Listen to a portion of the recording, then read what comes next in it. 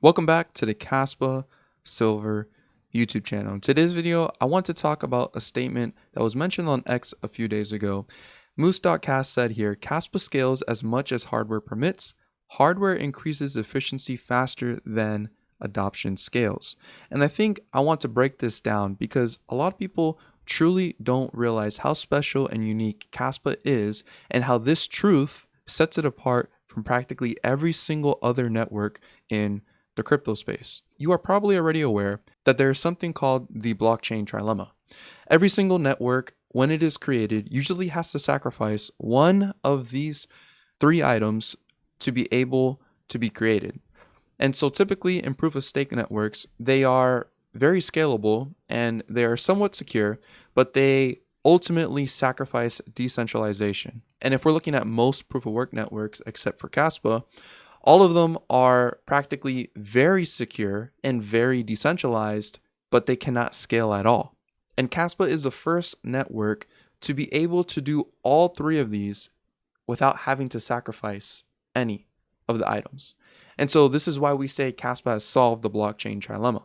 Now, many people will say that there's no such thing as perfect solutions, and they would be correct. Caspa does not have a perfect solution because there are always trade-offs. But Caspa's trade-offs have nothing to do with any of the items within the blockchain trilemma.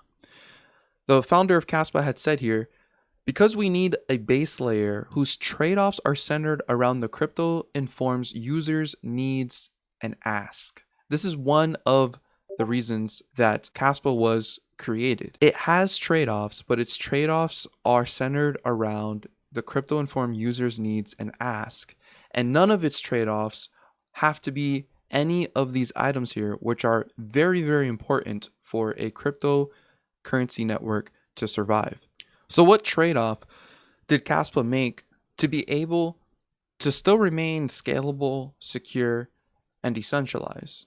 Well, basically, in all proof-of-work networks, they have historically been known to have a node called an archival node.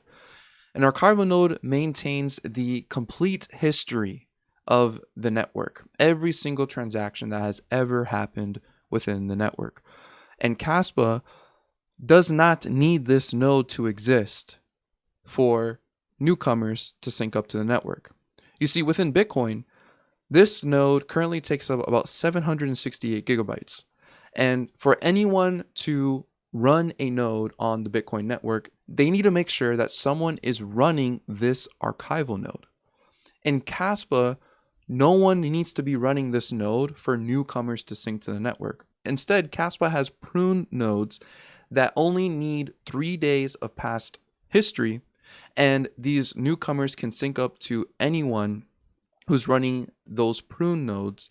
And on Caspa, those are considered full nodes because they actually contribute to consensus and they keep the network completely secure and decentralized. And the reason why we know that this is fully secure and fully decentralized is because this concept is taken from a protocol that is called mining in logarithmic space. And in the abstract here, you can see here, it says, we show that all miners can be light miners with no harm to security. So anyone who is trying to argue that because Caspa does not keep its entire transaction history, that Caspa is somehow not secure, they are factually incorrect because we have cryptographic proofs to show that this actually works. And so within Caspa, you can see that it's currently running at 10 blocks per second. And I'm currently running my own Caspa node on this device right here within my home. And if you want to learn more about Caspa nodes, I do have a playlist called Understanding Caspa Nodes, and it goes over how they work and why you should run one and how you can run one yourself. But within Caspa, each block can only fit about 125 kilobytes of data. This means each block holds around 250 to 300 transactions, and at 10 blocks per second, this can equal about 864,000 blocks per day. This is how we get Caspa being able to do 260 million to 259 transactions per day on the base layer. This is how much transactions Caspa can actually handle on the base layer.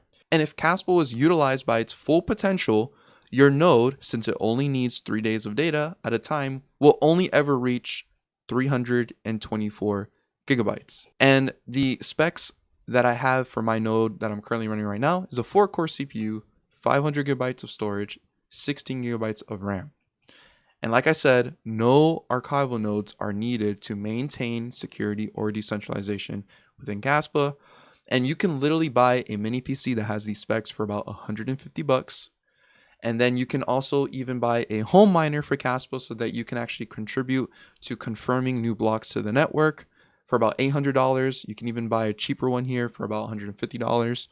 And you'll be able to find a few blocks every so often. And you can also solo mine on the network, which also increases decentralization because you're not reliant on pools, which are centralized entities that are paying you out your rewards when you're finding blocks. Instead, you could be fully self-sovereign and mine to your own node and find your own blocks. If we compare that to Bitcoin, you can see here that every single block that's created is typically mined by a centralized entity, in other words, known as a pool. And if you are trying to solo mine and that you want to find a block for yourself, that's typically called lottery mining within Bitcoin because finding a block is very difficult since there's only 144 blocks a day. Since blocks appear every 10 minutes, there's not a lot of opportunities for you to find a block. But in Caspa, there's 864,000 blocks a day. So that means if you're solo mining and you're a small miner,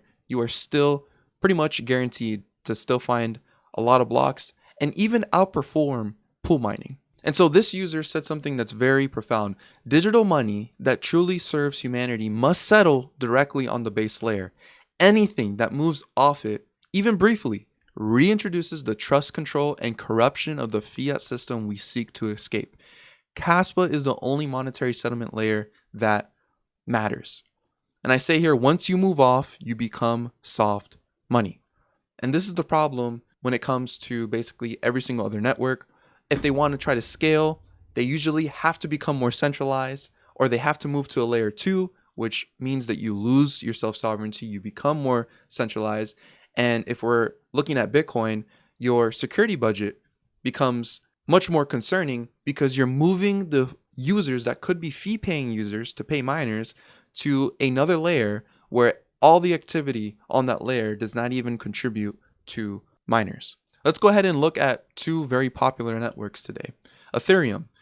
The minimum requirements to run a node is a 2-core CPU, 8 gigabytes of RAM, 2 terabyte storage. And that's not actually too bad. But if you want to be a validator, which is a person who's able to actually validate new blocks to the network, confirm new transactions to the network, you also need to stake 32 Ethereum, which as a recording that cost $121,850 to be a validator on the Ethereum network. So what does that mean? It means the rich get richer and it centralizes the validation. And as you can see here, 40% of all the blocks of Ethereum are OFAC compliant. And if you don't know what this means, basically the validators that are adding new blocks to Ethereum are following censorship rules that the government is trying to enforce, making Ethereum a non-censorship resistant network. It is actually prone to censorship, and we can see here 40% of the blocks are actually practicing that. And the validators within Ethereum are not individual people who are able to run nodes across the whole world. No, the validators in Ethereum are single points of failure and entities like Lido or Binance, Coinbase. These are companies that are basically controlling most of all of the validation within Ethereum. And even Vitalik himself says here that the centralization concern may not be solved for another 20 years. And so Ethereum is definitely not a network that is built to be sound, decentralized, hard money. because it sacrifices decentralization at extreme levels. And even looking at its scalability, it's really not even that scalable. I went ahead and asked Grok here how much Ethereum could handle, and it says, thus at max load, Ethereum's mainnet alone can theoretically handle around 10 million transactions per day. I already covered how Caspa can handle 200 million per day at the current moment and still remain decentralized and secure. And looking at one more network here, we can see that Solana is actually very scalable. It is very fast. It's cheap. It can handle loads of transactions. But what did it sacrifice to be able to do this? It sacrificed decentralization. And we can see here that the hardware requirements for Solana is a 12-core CPU, 256 gigabytes of RAM, and 1 terabyte storage. Now, I don't know about you, but no person is casually just having hardware that has 256 gigabytes of RAM. You might have a PC that has 64 gigabytes of RAM, but 256? Yeah, the average person doesn't have that, nor pretty much wants to put up the money to be able to do that. And I went ahead and asked Grok the estimated hardware cost to just run a validator node. And you can see that you're looking at paying $5,000 to $10,000 upfront to be able to have enough hardware requirements to be a validator. But not only that, you need to also be able to pay 1 Solana per day for voting fees, plus a rent exempt reserve of 0.02 Sol, which again just shows how these proof of stake systems just make the rich get richer, because anyone who's able to run this is earning a yield in Solana for being a validator. And if we're looking at the validator list here, it again looks very similar to Ethereum, where it is not individual people scattered across the world that are contributing to the consensus of Ethereum or Solana. It's actually entities which are single points of failure. And this is why proof of stake systems are much more centralized, and they're just simply not built to be an alternative system to our current deteriorating fiat system. And so the question is, why don't you think Bitcoin is actually able to do it though? Well, because it just simply is not sustainable. Bitcoin had to sacrifice scalability to be able to remain secure and decentralized.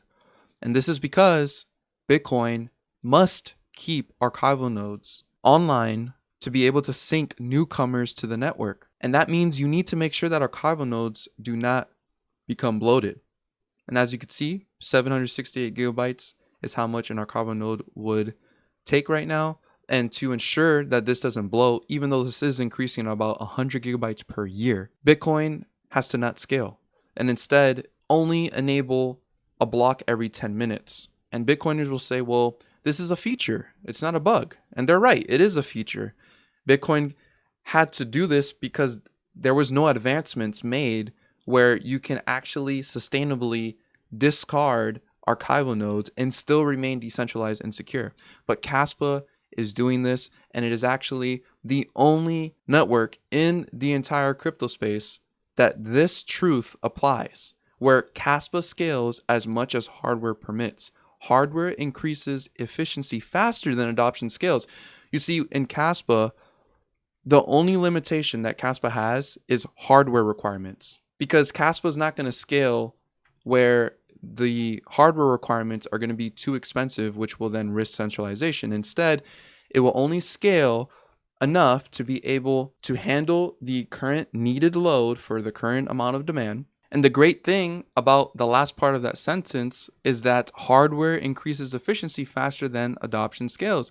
Adoption doesn't come as fast as hardware is going to scale, meaning that Caspa can practically infinitely adapt over time to meet the necessary demand that may come.